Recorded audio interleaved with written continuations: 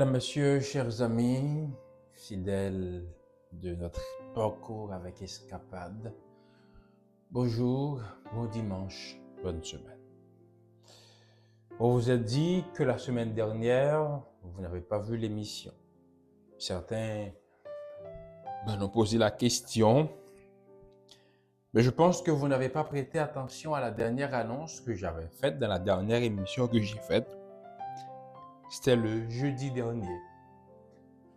C'était pour vous dire que la semaine dernière, malheureusement, je ne serais pas disponible parce que j'avais certaines obligations professionnelles que je devais remplir qui ne me permettaient pas d'être disponible pour enregistrer l'émission.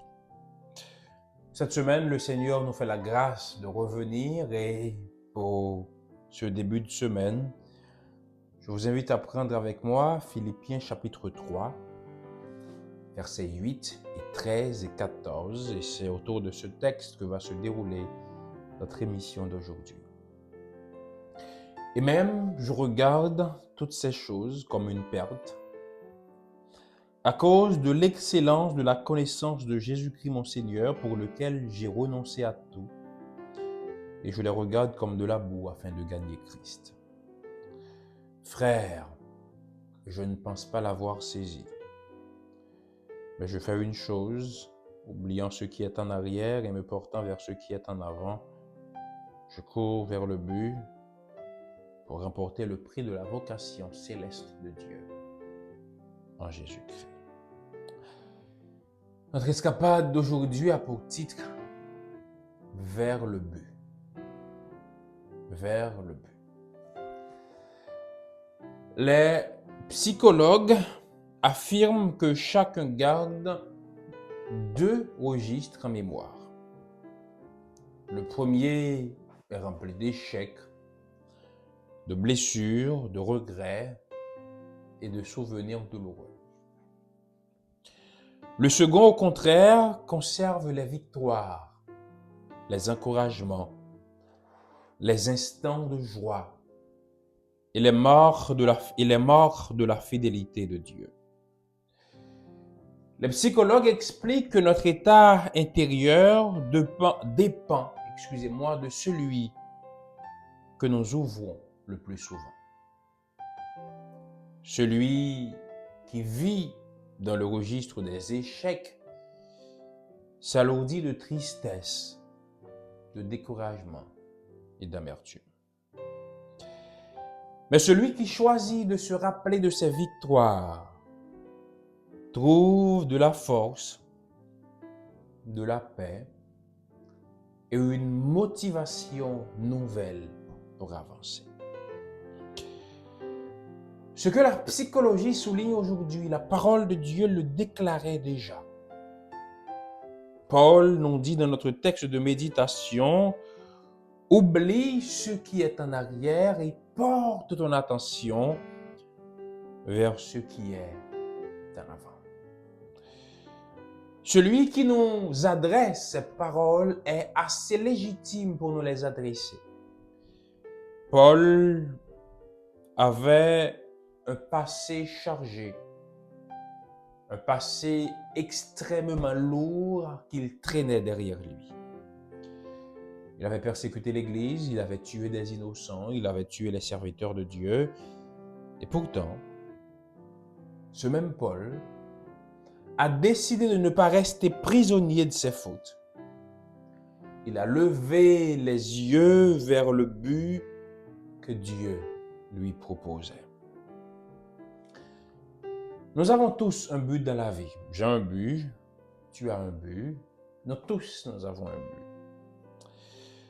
Certains d'entre nous veulent réussir professionnellement. D'autres cherchent le bonheur familial. D'autres cherchent à être célèbres afin de laisser une trace dans ce monde. Quelles que soient nos aspirations, personne n'avance sans un objectif. D'ailleurs, en tant qu'Haïtien, quand quelqu'un n'a pas d'objectif, nous disons qu'il n'est pas plus loin que Pointe-Noire, qu'il ne voit pas plus loin que le bout de son nez, pour dire que c'est important d'avoir un but, c'est important d'avoir un objectif. Parce que le but que nous avons nous donne une direction. Il oriente nos choix. Il nourrit nos efforts. Sans but, la vie devient une marche sans horizon, un chemin qui tourne en rond sans but. Nous ne pouvons aller nulle part.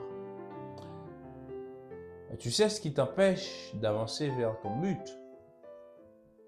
C'est parce que tu vis encore dans le passé. Tu n'arrives pas à appréhender ton avenir, à avancer vers ce but parce que tu as un passé qui te traumatise, un passé qui te donne l'impression que le lendemain sera beaucoup plus noir. Alors que mon frère, ma sœur, c'est pas de cette manière-là que le Seigneur veut que tu penses. Parce que, mon frère, ma sœur, le chrétien ne vit ni dans le passé, ni dans la nostalgie.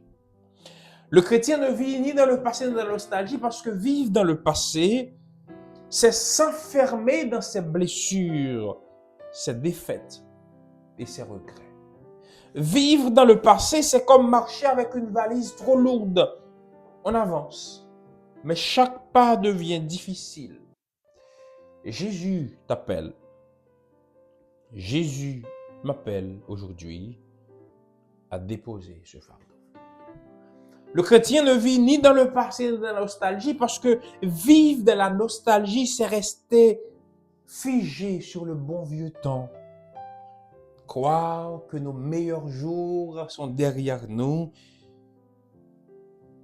Quand nous croyons que nos meilleurs jours sont derrière nous, cela nous empêche de voir que Dieu prépare encore de grandes choses devant nous. C'est Dieu qui a dit, voici, je vais faire une chose nouvelle qui est sur le point d'arriver. La nostalgie peut paraître douce, mais elle nous retient attachés à hier, alors que la foi nous pousse vers demain. La foi chrétienne, en revanche, regarde vers l'avenir. Elle est tournée vers une espérance vivante. Aller vers le but, c'est marcher avec foi. C'est fixer ses yeux sur Jésus. C'est avancer avec confiance dans les promesses de Dieu. Comme un coureur qui ne se retourne pas en arrière, le chrétien se concentre sur la ligne d'arrivée. Alors je ne sais pas quel est ton but. Je t'invite à aller vers ce but. À laisser derrière toi ce passé qui t'empêche d'aller vers ce but. Mais je t'invite à aller vers le but ultime qui est de rencontrer Jésus et de vivre avec lui pour l'éternité. Pendant que tu te diriges vers ce but, souviens-toi que la vie chrétienne est une longue ligne de course au bout de laquelle Dieu a placé un but merveilleux. Être pour toujours avec Jésus dans la maison du Père Céleste. Et c'est pour cela que je t'invite à prier aujourd'hui. Notre Père Céleste, tu nous appelles à nous diriger vers le but. Et nous voulons te répondre favorablement. Nous voulons te dire que nous ne voulons plus être prisonniers du passé, mais nous voulons partir à la rencontre de notre avenir. Alors pour cela, Seigneur, aide-nous. Aide-nous à déposer ce fardeau qui représente nos passés, nos échecs, nos incompréhensions à tes pieds et aide-nous à faire ce chemin avec toi aujourd'hui et pour l'éternité au nom de Jésus. Amen. Ce n'est pas que j'ai déjà remporté le prix, que j'ai déjà atteint la perfection, mais je cours pour tâcher de la saisir, puisque moi-même, j'ai été saisi par Jésus. Je cours vers le but pour remporter le prix de la vocation céleste de Dieu en Jésus-Christ. Que le Seigneur